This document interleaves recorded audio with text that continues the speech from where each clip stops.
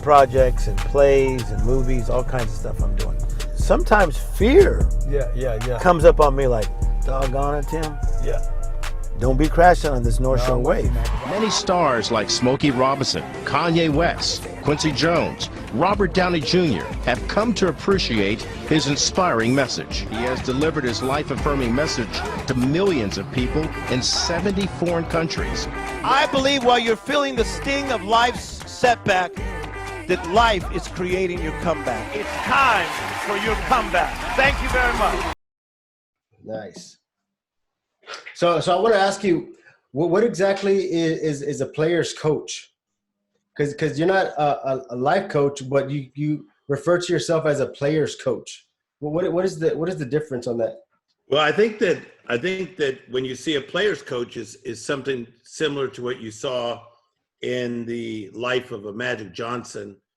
So, Johnson comes from a great college career, comes to the Lakers as a rookie, starts to really learn the game from guys like Kareem Abdul-Jabbar and others. And then probably towards the end of his career, the last 3 or 4 years, he kind of called himself a player coach, meaning he could still play the game, but he had been in the game long enough that while he's playing the game, he can coach. And I think if you've been watching the Michael Jordan special, have you been watching any of this on ESPN? No, tell me about it. I mean, that's been fantastic. I mean, it's been several years in the making, and it's a docu-series about the life of Michael Jordan. And again, came up to North Carolina basketball, was a rookie, was a star. As he got a little older in his life, he played the game well still, but he also learned a lot about coaching. So I think I've been at this a long time. I've been at it. I've been coaching and speaking since I was 20, and I'm in my late 50s. So I see myself as a player coach. To me, it's not about doing more or doing bigger. It's more about seeing guys like you develop. That's what I'm interested in. I want to ask you, I know your story. At the age of 12, you kind of went through this shift in mindset where you made the decision to say, you know what, I'm going to be the man of the house. I'm going to be the provider. I'm going to take the lead of my family. My question is like, as a parent, how can we, embrace that into our children without having them to go through that pain? Because it seems like people change through like a pain, some kind of tragedy, something that makes them want to change. But as parents, it's kind of hard to make kids change. Do you have any advice? No doubt about it. Yeah, I think that the model that people are looking for when people think about the dream. So when I think about the dream, because I have a worldwide perspective, I've been to 75 countries of the world, and some of those countries I've been to over 50 times.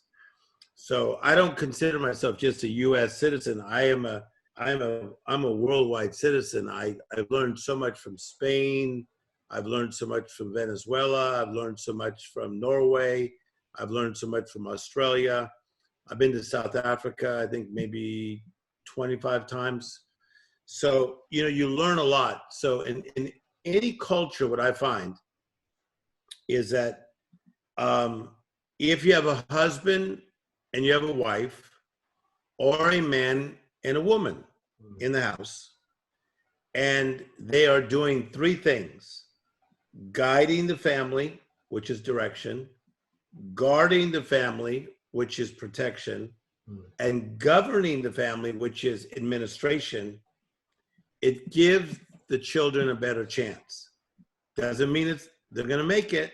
Doesn't even mean they're going to do well, but it gives them a better chance. So let's say though that maybe your parents get divorced, or somebody dies, or you never knew your dad, you never knew your mother. People can still do okay, because the mother can then be the one that guides, guards, and governs. And so what you are referring to, when I was 12, I told my mother, because I saw her suffering, working a lot of hours at Winchell's Donut Shop. I said, when I get older, I got your back, and I'm going to help take care of you. And I was right, and that's what I did. Mm-hmm. Because I think that everybody needs, they need incentive. My incentive has never been to be the biggest and the best and the greatest. Now, am I pretty doggone good at what I do? Yes. But that was never my goal. My goal was to help provide for my mom. Like, I know whenever you went on that path to be, to be right there by your mom, when you got introduced to Mother Teresa and her philosophy of thinking, how did that like change the direction in your life? Because that's the reason why I say that is because, when growing up, I didn't really know about service above self and about helping others. And I know that's kind of the story of Mother Teresa. And whenever I discovered that, it gave me a different perspective on life. So how did Mother Teresa change your life and change direction? Yeah, what happened with me is that sports began to be a big role in my life. There was a guy named David Gonzalez. Mm-hmm. When we had moved Compton to Whittier, we moved by Pioneer High School in Whittier. And there was a guy that was older than me named David Gonzalez, and he was an amazing baseball player. So let's say when I was 7, David was already like, let's say 13. Mm-hmm. And so, man, he's a guy that taught me how to get down on the ball. He had like a bat, boom, and boom. I just boom, and boom, and just taught me how to throw the ball and taught me how to throw a football from behind my ear. So I was already becoming like a little phenom at 7, 8, and 9. I remember when I went out for tryouts as an 8-year-old to play, because they were going to choose the teams at Whittier, the coaches were like, where the heck did this kid come from? Because this David Gonzalez was so good. Mm.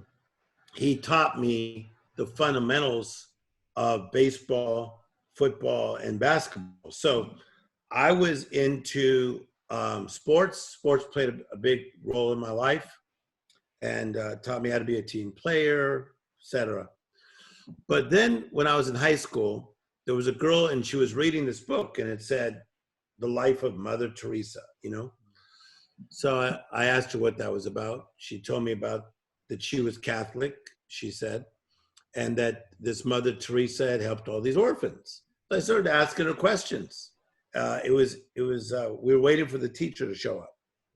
And so I started dialoguing. I noticed the next day at school, while she's waiting for the teacher to show up, she's reading the book again. So she says, you seem interested in this. She goes, if you want to, when I'm done with the book, you could read it. I said, okay. So you got to remember, I'm an athletic kid, not thinking about being a humanitarian, not thinking about a nun. I read this book of what Mother Teresa did for the orphans, and man, something clicked. I said, that's what I want to do. I want to help the underdog. It wasn't necessarily the orphans. I want to help the underdog. And so I later on enlisted myself into seminary. I went on to get a doctorate in world religion. And that's what took me to 75 countries of the world, is lifting up hurting people, as I continue to do today. That's what I love to do. Well, it's a pretty awesome story. I didn't, there's a lot of, I guess you put in a lot of work behind that. It wasn't just, you didn't just read the book and decided to go in that direction. Like, you actually invested the years in understanding the true meaning of what she stood for and all that. So give you a lot of respect for that. I want to ask you, you speak a lot on meditation and like tapping into your spirit. What is the actual proper way of meditating? Because, I guess there's a lot of information out there about meditation and what works for you, and what do you suggest, like getting to a state of meditation? And I guess, yeah, I think number one, your prior question was a good one.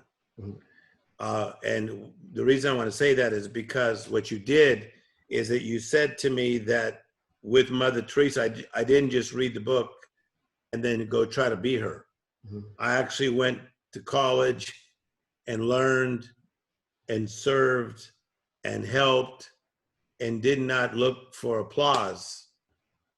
I didn't know that it was going to lead me to being one of the youngest men in the history of America to speak to the U.S. Congress on what was going on in America in our inner cities. I didn't know it was going to lead to working with Robert Downey Jr. in prison reform. I never saw all that coming. But that was a great observation by you to point out that once you have the vision, you then have to work the vision, okay? Okay. All right, so let's go now to number 2 about this idea of meditation. Meditation is more about being still, being at peace. And so I know a lot about this subject because I've been studying it for 30 years. And here's the idea. You are a human being, not a human doing. What most people are is human doings, but they're really human beings. A human doing wakes up every day thinking, what do I have to do? That's not what I do. I'm a human being. So I've been made in the image of God, and so have you. So as a person made in the image of God, is that the reason he put mankind on earth is to live as human beings, fully present, fully feeling, fully alive. So you need to be alive in your life. Now catch this, because I could help you forever. What the world is saying is, dude, I'm on my grind. It's 4 a.m. I'm on my grind. And to me, it's like if somebody dropped 4 rabbits and they're chasing down those 4 rabbits. One thing you're going to learn about me, man, I've been going since 5 a.m. this morning. Look how chill I am. I'm running companies. I'm doing plays. I'm doing movies. I'm doing books. I just interviewed Grant Cardone Sunday night. Last Sunday night, I interviewed Deepak Chopra. I'm doing projects with Oprah Winfrey. Look how chill I am. I'm not a human doing. I'm a human being. So right now, I am talking to somebody who is just as important as me. You're a son of God, and I'm a son of God. So I am right here in the moment being. So meditation to me is not just being still and just focusing on things. Meditation to me is being still, but you got to focus on the right things. And so I like to focus on being grateful. I like to think about these things like I may not be what I want to be, but thank God I'm not what I used to be. During meditation, I like to also be grateful and thankful for my family. But I want to go from meditation and gratefulness and being thankful to prayer and petition, which is thank you, God, for my mom. Thank you, God, for opening doors for my mom. Thank you, God, for this COVID-19, that it would not continue to be what it is today. Thank you, God, that you're a miracle working God. So I go from meditation to petition, which is prayer. Nice. And is that when you prepare your mind, like, for example, like, I've heard you speak when you say, I knew I was going to be here today. I knew that I was going to, be doing this play. I knew that I was going to be working with these actors. Like I already knew it years back. During meditation, is that when you kind of visualize, you know, what your future is going to be and just kind of act on that daily? Again, great observation. I learned a lot about my present and my future by being still. Mm-hmm. Most people aren't still enough to hear the play. I remember when I was a kid playing Pop Warner football. So I was 12 and I was a quarterback. And there was a guy named Lance, and he didn't get to play much, but he was a cool kid. And so Lance comes in and he's supposed to tell me the play. And it was a big moment. I go, Lance, what's the play? And he goes, I forgot. I go, Lance, you forgot. He goes, I'm just so excited to be in the game. I go, don't worry about it. I'll call a good play. But I thought that was so funny. Lance was so excited to be in the game, he forgot to play. So I think that most people, they are in the game, but they don't know the play. And so what happens is that when you're still, I believe that heaven downloads things. Like before I became friends with Magic Johnson, I knew it. I knew I was gonna. Before I became friends with Kanye West, I'm not joking with you, I knew it. The way I met Kanye about 15 years ago, I was on an airplane and there was one seat left in first class. I saw this big bodyguard come rolling through, and I thought it was Britney Spears' bodyguard because I had seen Britney Spears with that guy before. And sure enough, it was not Britney Spears. It was Kanye rolling through. This is about 15 years ago. And he came through and he sat down right next to me. And I gave him space. He gave me space for about 15 minutes. And then we talked for 5 hours straight and then became best of friends since then. Now, I knew that was going to happen before it happened. And you say, well, how'd you know that? Because I was watching him one time and I thought, I don't know why, but I think I'm going to be friends with that guy. So that's why it's important for people to slow down to the speed of life, because life will start showing you where you're headed before you even go. This is very real. Yeah. Very real. Yeah. The reason why I asked that is because I always like have this big imagination, and I always have this big way of thinking. And like, for example, you know, like today, like I was on the phone earlier with Albert Preciado, and it felt normal. Like, yeah. You know, last week I was talking to Coach Burt, and I enjoy it. Like, it just feels so normal.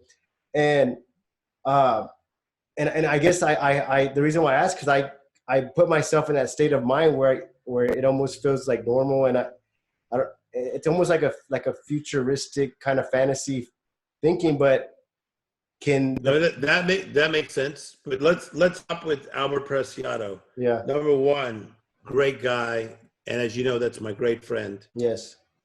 And Coach Burt just texted me about 3 hours ago, and me and him are doing a new tour together called the Comeback Tour, and I'm so proud of Albert and what he's doing. But what you are doing, and you're only how old? What's your age now?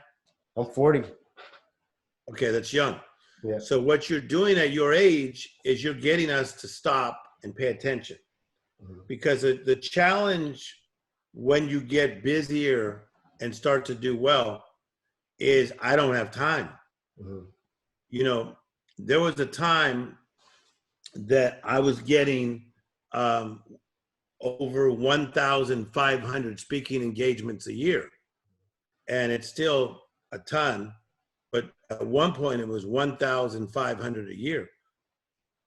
I can't speak that many places. There's only 52 weeks in the year. So, and now it's the same with podcasts and people asking us to be on.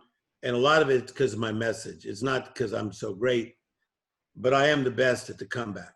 If someone's in a setback, I cannot be beat. So right now, the world's in a comeback, so looking for me to talk. So the reason we did yours is because my guy Joseph looked you up, said you're a cool guy, like where you're coming from. So here I am in the afternoon, taking my afternoon, chopping it up with you because you got it. I appreciate that. And so, but you got to say to yourself, okay, so if Coach Bird's paying attention, if Howard Preciado's paying attention, if Tim Storey's paying attention, then God, I don't think it's by accident that you're letting me be around these types of people unless I was going to be that type of person myself. Does that make sense? Yes, sir. It does. Because God doesn't waste anything. So you're going to watch. The more you get around powerful women and powerful men, if they're smart, their circle is very small, if they're smart. That's powerful. That's powerful stuff right there. I appreciate that. I really appreciate that. I want to ask you, as I also read and heard you speak about being able to reprogram yourself. And I know, there might be some people struggling, and I come from that place. I had to actually reprogram myself years back, but what I don't even remember how I did it. Actually, I guess I just kept consuming information, and it just, grew on me. But what are some advice, or what are some tips that we can give some people that want to reprogram themselves? Yeah, I think that because of, like a lot of the guys that write these best-selling books are my friends. And I think we can learn from books, but I see the books as vitamins. I think the place of my main nutrition comes from the Psalms, the Proverbs. And if I could challenge you as a young man, and you may be doing this already, if you read one proverb every day, which is Old Testament, left side of your Bible, you're going to gain wisdom. Proverbs chapter 2 says, when you get wisdom and get understanding, okay, then it says it'll open up new doors in your life. And I'm a person that moves like never before in wisdom. I don't just jump after things, and I get big things offered to me that I will wait and say no. Let me look at it and go like, why? This is big, because it could take me off my track. And so, if I was coaching you, get into Proverbs, read one proverb a day. There's 31 proverbs.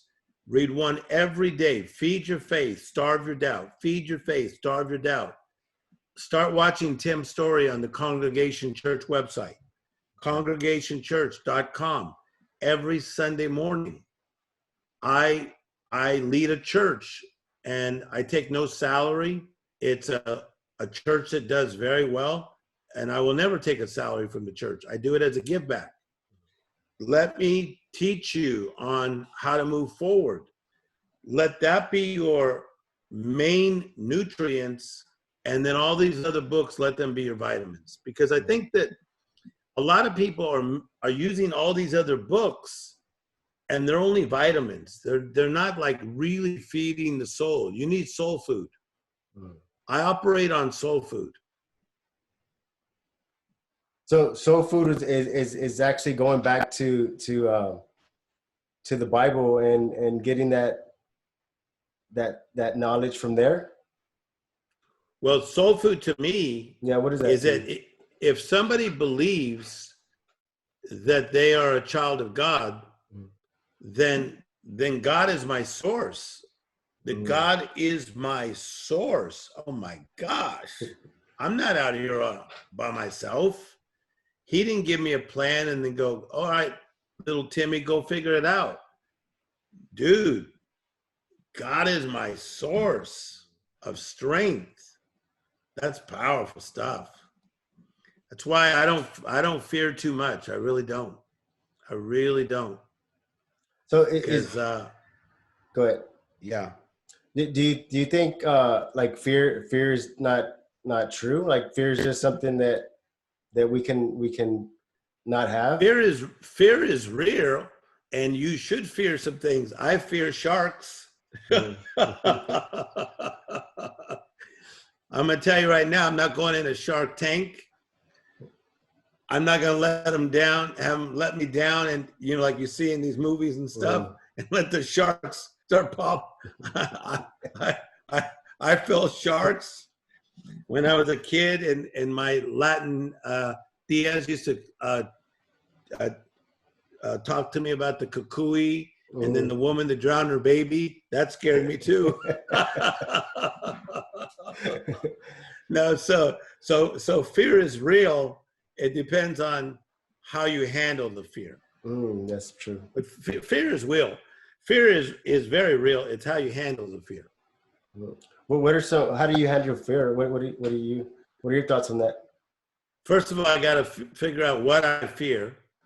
So let's say right now people have lost their jobs. Okay. So some people have lost their jobs.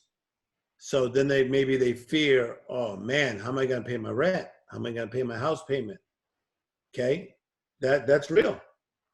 Or my daughter's not doing so well. That's a real fear. Or, oh man, this is weird. My body's not acting right. That could be a real fear. So depending on the fear, what I want to do is I want to get educated on the thing that's causing me fear. And then I need to build my faith. So if there's something that makes me afraid, I'm going to get educated, and then I'm going to build my faith. I want to find out if the God that I serve is bigger than the thing I fear.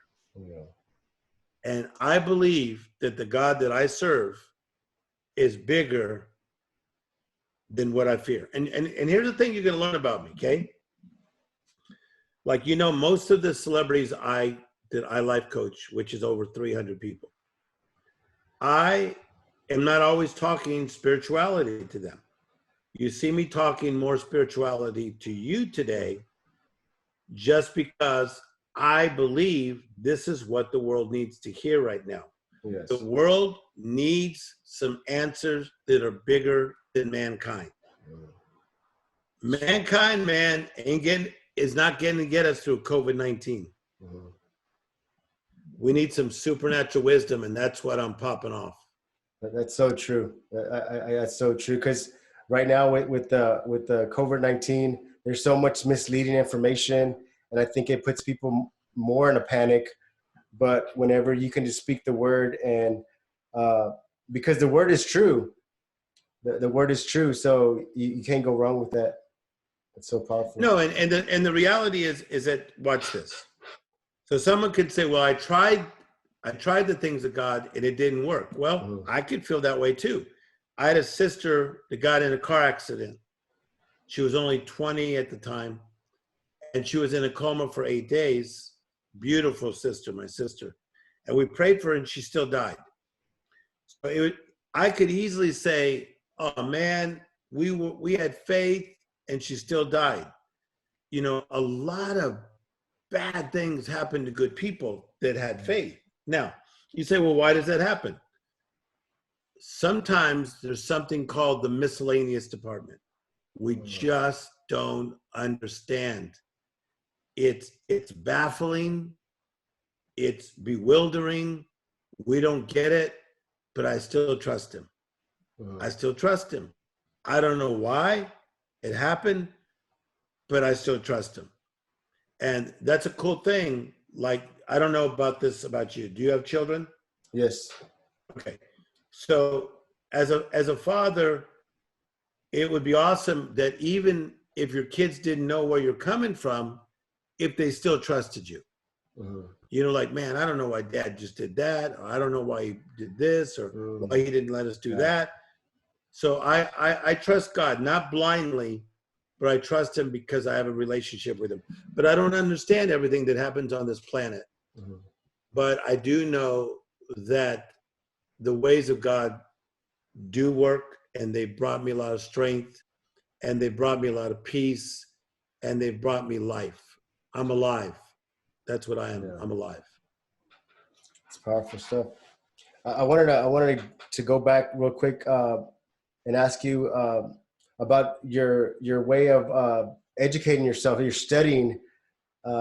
You don't just pick up a book and read it, or you just don't Google something. You actually spend countless hours over the subject. You have you pay people to research. How long have you been doing that, and how much has that accelerated your knowledge? Because since I was about 20 years of age, so I'm just pulling out some things that are like right in front of me right now. So just on my table right now, and I don't want you guys to go run out and get these books. I'm just showing you.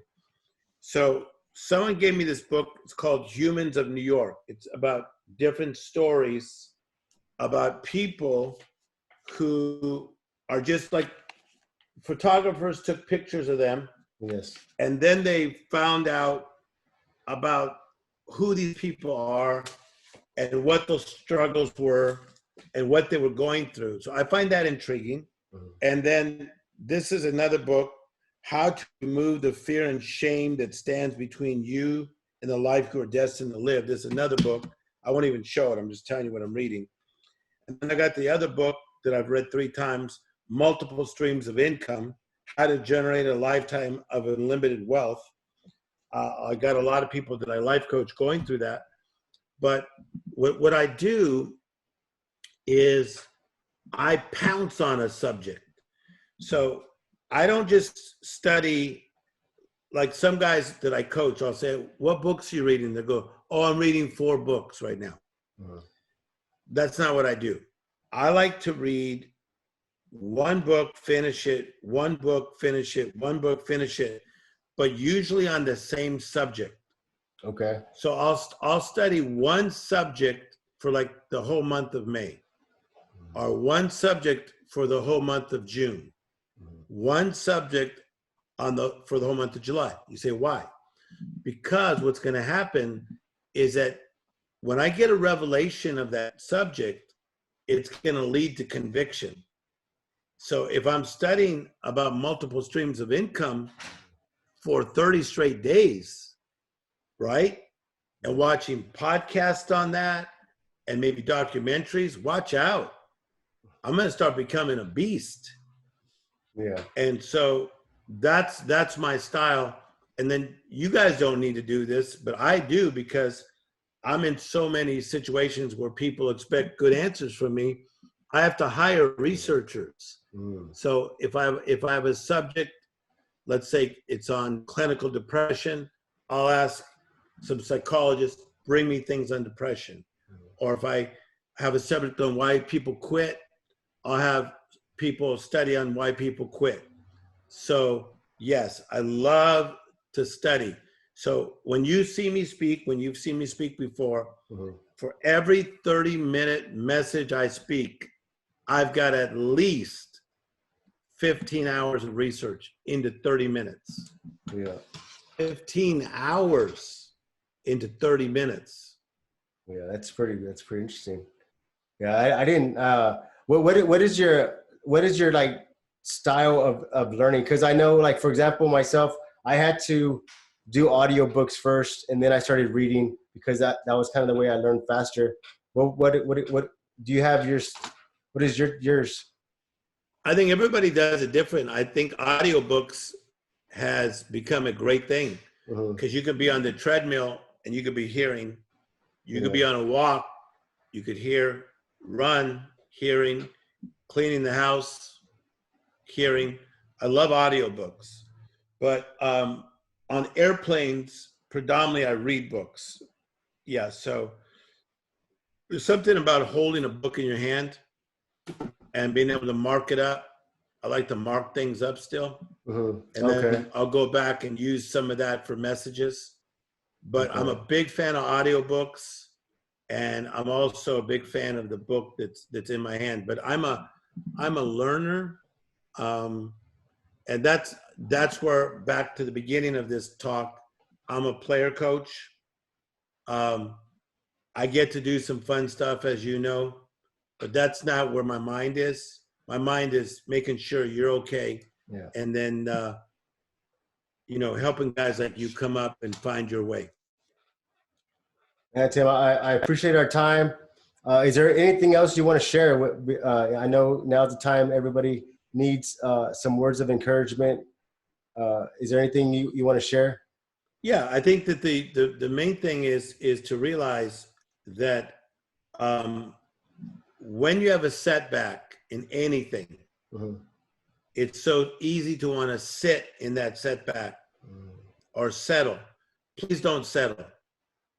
To settle is to live in the land of okay. Like, okay, well, look what happened in my finances. I guess I have to settle for the next 2 or 3 years. Please don't settle. Or, I'm going to get totally out of shape. Please don't settle. Or my family's just going to be jacked up. Please don't settle.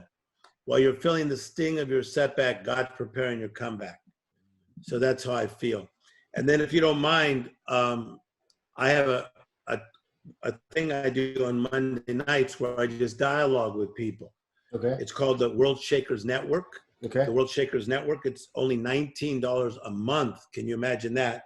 I charge $1,000 an hour to life coach with me, and I have a line from here to Pacoima to do that. But you could, at $19 a month, every Monday night, I have a group of people that I just dialogue with, and I go through the books that I'm reading. And right now I'm going through the 100 Traits of the Greats. And so for more information, just go to Tim Storey Official.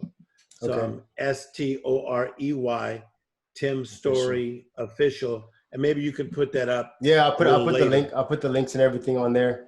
When's the next time when everything clears? Are you coming back to Corpus? What is your relationship with Corpus? I'm actually in Corpus. What is your relationship with Corpus Christi? Well, Corpus Christi, I just text my good friend, Pastor Steve, over at Solid Rock. Yeah, he's got a great church.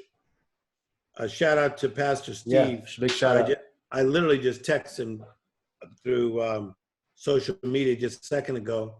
So I was scheduled to be in Corpus Christi like right about now, but because of COVID, I got to wait a few months. But as you know, when I'm there, they're standing all over the place. Yes. And so I'll be back in Corpus, I think, within 6 months. But I like Corpus Christi. I love to stay right on the ocean there. I love all the nice little restaurants. And I'm proud of you, man. Keep coming up. Yes, I'm working. I think if we can, I think you said it your best yourself. If we can change one life, it'll have a ripple effect. So domino effect, I think that's the exact word you used. So, yes. So I appreciate your time, Tim. Talk to you later. Okay. Bye-bye. Okay. Good talking to you. Good job.